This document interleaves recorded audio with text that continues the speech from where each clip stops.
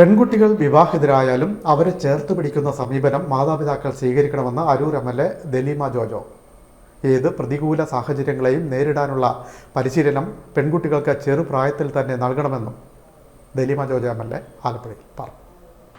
സ്ത്രീകൾ തന്നെയല്ല പുരുഷന്മാരും ആത്മഹത്യ ചെയ്യുന്നുണ്ട്, ഇല്ലെന്നല്ല. ചെറുപ്പക്കാരായിട്ടുള്ള കുട്ടികൾ ഇന്നിപ്പോൾ MLA ആയിട്ട് ഇപ്പോൾ നടക്കുമ്പോൾ അല്ലെങ്കിൽ ജനപ്രതിനിധിയാകുമ്പോൾ നമ്മളെന്നും കാണുന്ന കാഴ്ചകൾ ഇന്ന് ചെറുപ്രായത്തിൽ തന്നെ പല ആത്മഹത്യകളും നമ്മൾ കാണേണ്ടതായിട്ട് വരികയാണ്.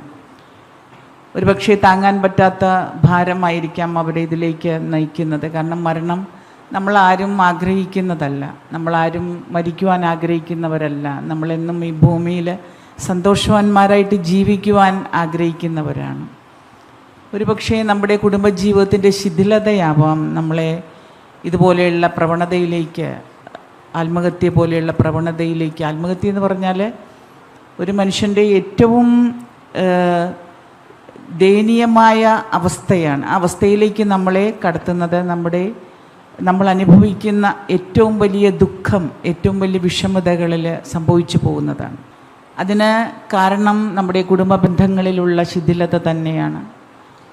കുടുംബ ബന്ധങ്ങൾ ഇന്ന് വളരെയധികം തെറ്റായ പ്രവണതകളിലൂടെ കടന്നു പോകുന്ന സാഹചര്യങ്ങളുണ്ട്. എന്നാൽ നല്ല ജീവിതം നയിക്കുന്ന, അതായത് സ്വർഗമാക്കി തീർക്കുന്ന കുടുംബജീവിതമുണ്ട്.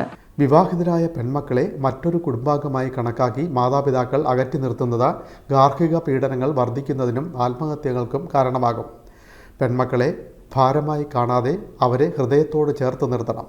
സാഹചര്യങ്ങളോട് പൊരുതാനും കൃത്യമായ തീരുമാനങ്ങൾ എടുക്കാനും അവർക്ക് ചെറുപ്രായത്തിൽ തന്നെ മാതാപിതാക്കൾ പ്രാപ്തി നൽകിയാൽ സ്ത്രീകളിലെ ആത്മഹത്യാ പ്രശ്നം ഒരു പരിധിവരെ പരിഹരിക്കാൻ കഴിയുമെന്നും MLA പറഞ്ഞു. ഡോക്ടർ പൂർണിമ വിഷയം അവതരിപ്പിച്ചു. പാനൽ ചർച്ചയിൽ നഗരസഭാംഗം Soumya Raj, advocate Sreejesh, Kerala Kaumudi Alappuzha bureau chief Sithara Abhilash, S Usha, PT Lijimol എന്നിവർ പങ്കെടുത്തു. സ്ത്രീകളിലെ ആത്മഹത്യാ പ്രവണതയുടെ കാരണങ്ങളെക്കുറിച്ചുള്ള ചോദ്യോത്തര സെഷനും സെമിനാറിൽ ഒരുക്കിയിരുന്നു.